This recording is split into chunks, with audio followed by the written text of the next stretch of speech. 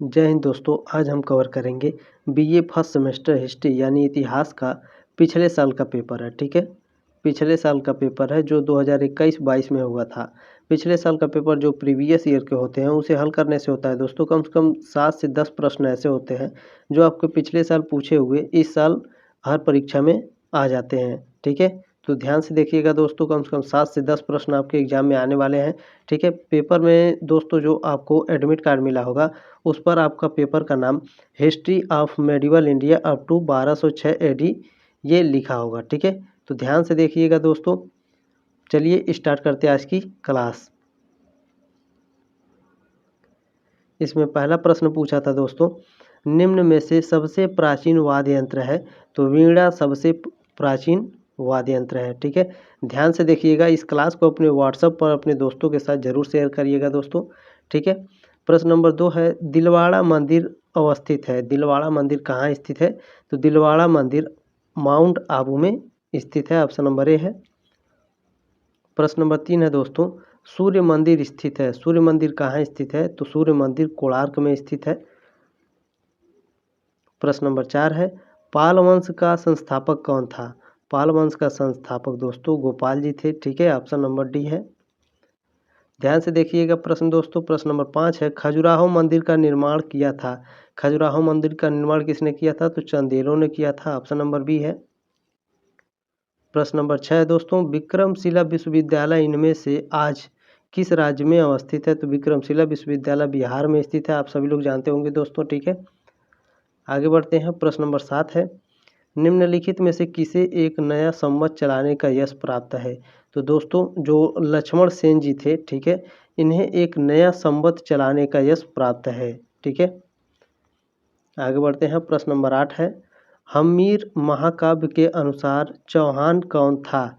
तो हम्मीर महाकाव्य के अनुसार चौहान दोस्तों क्या था? सूर्यवंशी थे। ठीक है, ऑप्शन नंबर डी है। दोस्तों जिन्होंने भी ये मुझे पीडीएफ भेजा, मैं उनको थैंक यू बोलता हूँ।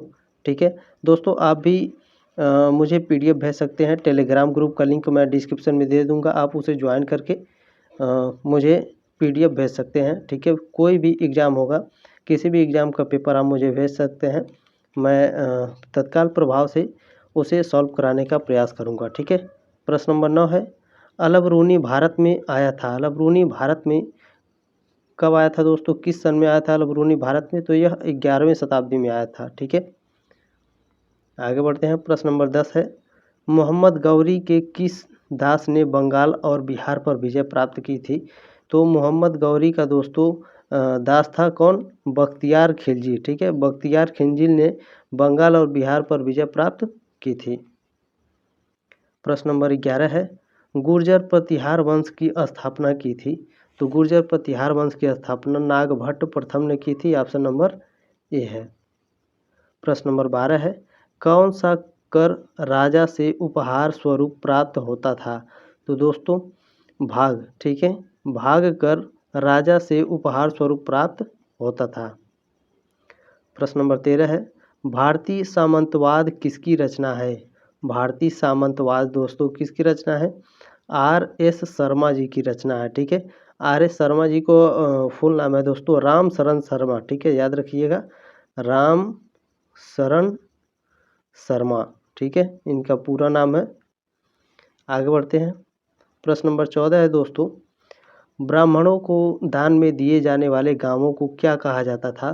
तो दोस्तों जो ब्राह्मणों को गांव दिए जाते थे दान में, उस दान को क्या कहा जाता था? तो अग्रहार कहा जाता था। ठीक है, ऑप्शन नंबर ए है। सभी मोस्ट इंपॉर्टेंट प्रश्न है दोस्तों, लास्ट तक देखिएगा, ध्यान से देखिएगा। हिंदुओं में कौन सा वृक्ष पवित्र माना जाता है? तो हिंदुओं में दोस्तों पीपल सबसे पवित्र वृक्ष माना जाता है। ठीक है, प्रश्न नंबर 16 है, भोज प्रबंध का लेखक है। तो भोज प्रबंध का लेखक बल्लाल जी हैं। ठीक है, ऑप्शन नंबर सी है। प्रश्न नंबर 17 है, सोलंकी वंश का अंतिम शासक था। तो सोलंकी वंश का अंतिम शासक भीम द्वितीय था। आगे बढ़ते हैं। प्रश्न नंबर 18 है, तराइन का द्वितीय युद्ध लड़ा गया। तराइन का द्वितीय युद्ध कब लड़ा गया था? 1192 ईस्वी में।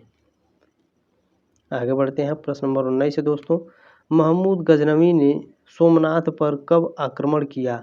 महमूद गजनवी ने 1025 ईस्वी में सोमनाथ पर आक्रमण किया था। ठीक है, याद रखिएगा दोस्तों।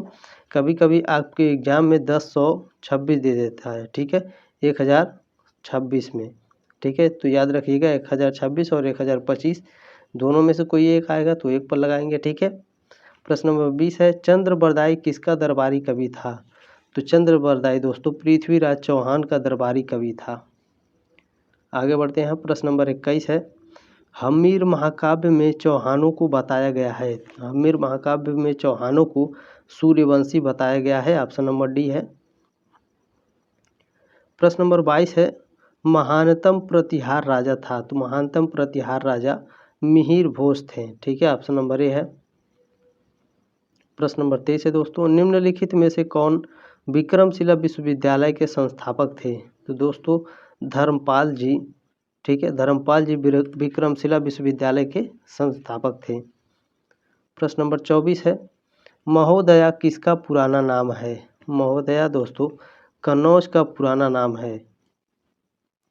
प्रश्न नंबर 25 है, जेजाक मुक्ति प्राचीन नाम था। तो जेजाक मुक्ति दोस्तों बुंदेलखंड का प्राचीन नाम था। आगे बढ़ते हैं, प्रश्न नंबर 26 है, पुराणों का अध्ययन करने वाला प्रथम मुसलमान था। पुराणों का अध्ययन करने वाला प्रथम मुसलमान कौन था दोस्तों? तो अलबरूनी थे जो पुराणों का अध्ययन करते थे। ठीक है, प्रश्न नंबर 27 है दोस्तों, पृथ्वीराज विजय किसने लिखा है? पृथ्वीराज विजय किसने लिखा है? तो यह चंद्रबरदाई जी ने लिखा है। ऑप्शन नंबर बी है। प्रश्न नंबर 28 है, निम्नलिखित में से कौन पृथ्वीराज चौहान के रूप में प्रसिद्ध था? तो पृथ्वीराज के चौहान के रूप में दोस्तों पृथ्वीराज तृतीय प्रसिद्ध था। ठीक है, प्रश्न नंबर 29 है, मोहम्मद बिन कासिम था। मोहम्मद बिन कासिम क्या था? मंगोल था, अरबी था, तुर्की था, या इनमें से कोई नहीं तो अरबी था। ठीक है, मोहम्मद बिन कासिम अरबी था। प्रश्न नंबर 30 है दोस्तों, मक्का कहाँ है? तो आप सभी लोग जानते हैं सऊदी अरब में है।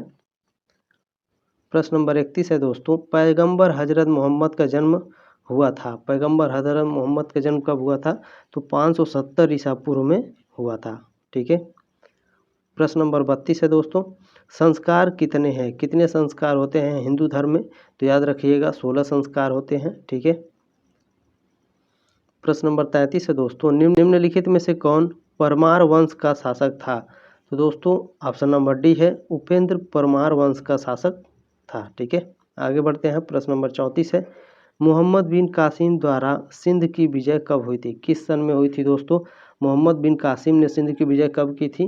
तो याद रखिएगा 712 ईस्वी में। ठीक है, कभी कभी याद रखिएगा दोस्तों आपके एग्जाम में 711 दे देता है, इसको भी याद रखेंगे। ठीक है, चाहे 711 चाहे 712 देगा, अगर 711 रहेगा 711 लगाएंगे या तो 712। ठीक है, कंफ्यूज मत होइएगा। प्रश्न नंबर 35 है, वर्धन राजवंश का प्रथम स्वतंत्र शासक कौन था? तो वर्धन वंश का प्रथम स्वतंत्र शासक दोस्तों प्रभाकर वर्धन जी थे। ऑप्शन नंबर बी है। प्रश्न नंबर 36 है, शाहनामा का लेखक कौन था? तो शाहनामा का लेखक दोस्तों फिरदौसी जी थे। ऑप्शन नंबर बी है। प्रश्न नंबर 37 है, विवाह कितने प्रकार के होते थे? तो विवाह दोस्तों 8 प्रकार के होते थे। ऑप्शन नंबर डी है। प्रश्न नंबर 38 है दोस्तों, महमूद गजनवी ने भारत पर कितनी बार आक्रमण किया? तो महमूद गजनवी ने दोस्तों 17 बार आक्रमण किया है। ठीक है, ये तो हम लोग कक्षा 6 से ही पढ़ते आ रहे हैं। ठीक है, कक्षा 6 से पढ़ते आ रहे हैं कि महमूद गजनवी ने भारत पर जो सोमनाथ मंदिर था उस पर 17 बार आक्रमण किया था। ठीक है, प्रश्न नंबर 39 है, आश्रम व्यवस्था के अंतर्गत कितने आश्रम आते हैं, या फिर जो आश्रम व्यवस्था है दोस्तों उसके अंतर्गत कितने आश्रम होते हैं? तो याद रखिएगा 4 आश्रम, यानी आश्रम के 4 प्रकार होते हैं। ठीक है, प्रश्न नंबर 40 है, धर्मशास्त्रों में भू राजस्व की दर क्या है? जो धर्मशास्त्र है दोस्तों हमारे उसमें भू राजस्व की दर 1/6 है। Option number C. दोस्तों क्लास अच्छा लगे तो एक लाइक जरूर कीजिएगा, सब्सक्राइब जरूर कीजिएगा। ठीक है, शेयर जरूर करिएगा अपने दोस्तों के व्हाट्सएप पे। मिलते हैं अगले क्लास में, तब तक ले जय हिंद, वंदे मातरम।